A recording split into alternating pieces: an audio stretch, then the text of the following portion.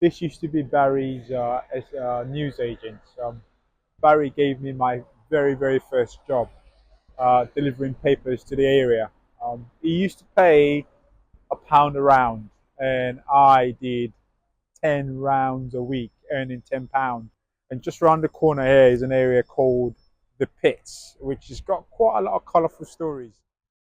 Feel incredibly privileged to be able to work here. I mean, this is really a landmark place. England won the World Cup in this very venue, but it's also the FA headquarters.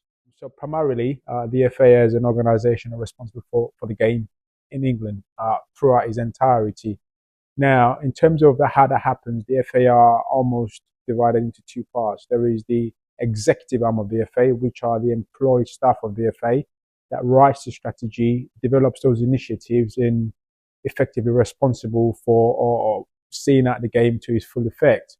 But that also needs cooperation with the community or the family of football, which is where the FA Council comes into it. So the FA Council, about 100 members, are recruited from the wider game. So clubs, county FAs, community members with subject matter expertise are all recruited by the FA to help them ensure that what they are putting forward is right for the game, is right for the strategy, and is right for football in England.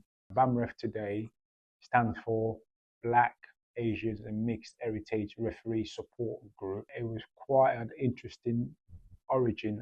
BAMREF was formed in 2019 as an organization, really by just now the current chair, Joe Mannix, and myself sat in a changing room. I was a match referee. Joe was appointed to my game. He walked into the changing room and he had a very surprised look on his face. To which I asked why he was surprised, and he simply mentioned that he hadn't seen on his runs or his rounds any other black referee at that level of the game. And we're talking about a level which is probably 3 levels below League Two football. So we're not talking professional game here. We're talking about a semi-professional game, which was something that I'd noticed but never really thought about a great deal. Anyway, fast forward 24 hours later, I got a call from Joe. He went in to express that he'd enjoyed working with us, then posed that question that kept me up at night for a very long time. What are we doing about it? Where are all the black referees? And what are we doing about it? And I didn't have an answer. I'd not even given it a great deal of thought up until I met Joe. And following that thought-provoking question, Joe and myself decided to ring around and find out who they were, where they were, and call for a meeting to pose the question: what's happening? Where are all the black officials in the game? Why aren't we seeing them above a certain level of the game?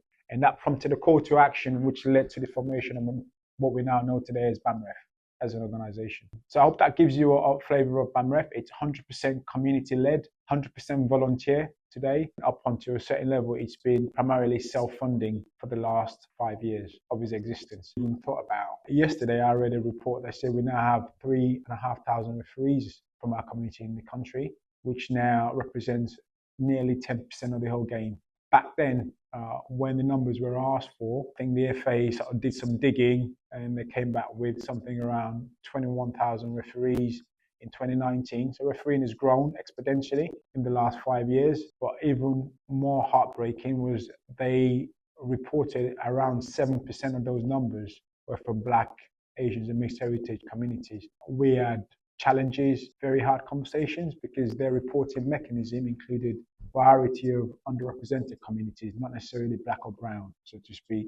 So there were some extrapolation done, and we led to a position whereby we know it wasn't enough. Now we've got 3,500 and a well-reported 10% share of refereeing, which is a massive growth from our communities taking part in the game. And I think a lot of that is really not recognized, but primarily thanks to the BAMREF organization and also the FA and other stakeholders that have been involved in the journey to date for recognizing and listening and taking the necessary steps. We have a growing workforce that is also becoming more proportionally represented from our community members taking part in match officiating.